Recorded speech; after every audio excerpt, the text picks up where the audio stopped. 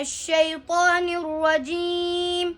بسم الله الرحمن الرحيم. وإذ قال إبراهيم رب اجعل هذا البلد آمنا واجنبني وبني أن نعبد الأصنام. رب إنهن أضللن كثيرا من الناس فمن تبعني فإنه مني ومن عصاني فإنك غفور رحيم.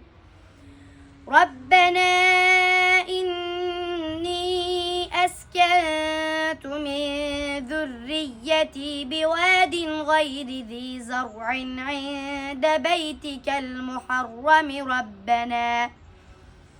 ربنا ليقيموا الصلاة فاجعل أفئدة من الناس تهوي إليهم وارزقهم من الثمرات لعلهم يشكرون.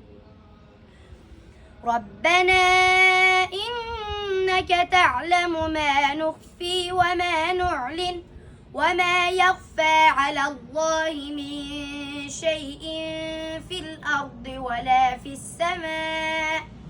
الحمد لله الذي وهب لي على الكبر إسماعيل وإسحاق إن ربي لسميع الدعاء.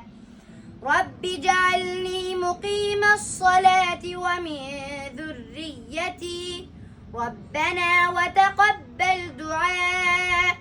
ربنا اغفر لي ولوالدي وللمؤمنين يوم يقوم الحساب. ولا تحسبن الله غافلا عما يعمل الظالمون إنما يؤخرهم ليوم تشخص فيه الأبصار